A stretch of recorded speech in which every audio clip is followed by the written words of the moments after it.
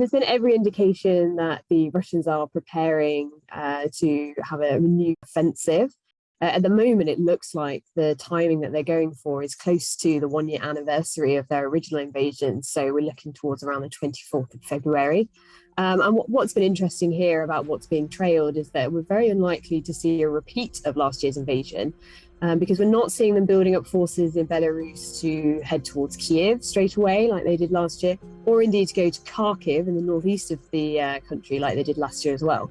What I think we're seeing is much more limited, and what makes more sense militarily is they're looking to have a renewed offensive along their current axes down in Luhansk.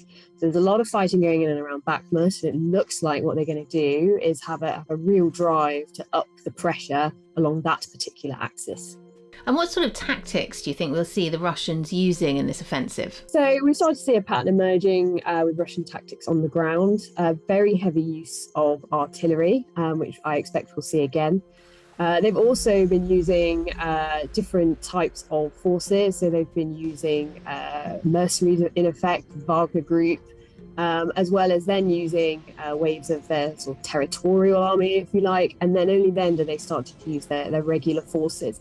And I think we'll see that similarly again, is that they'll have their conscripts who will form sort of spearhead of an advance, and then they'll start to bring up their more highly trained and better equipped regular forces behind those. And how do you think the Ukrainians will respond? So the Ukrainians know that this attack is coming, and they've been saying that they've been expecting it, since the autumn. They've known that there'll likely be a spring offensive.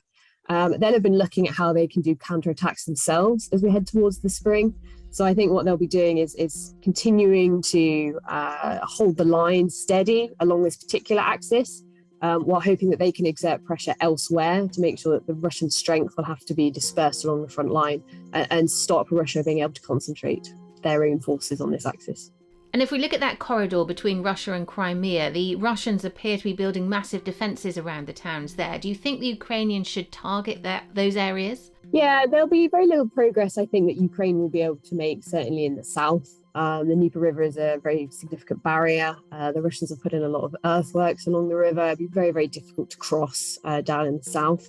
Where the Ukrainians, I think, will have more success is where the terrain is much more conducive to fighting up in the Luhansk area, possibly continuing the advance down from Kharkiv.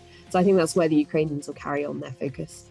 And we know that the UK is offering to train the Ukrainians in NATO standard jets. What difference do you think that will make?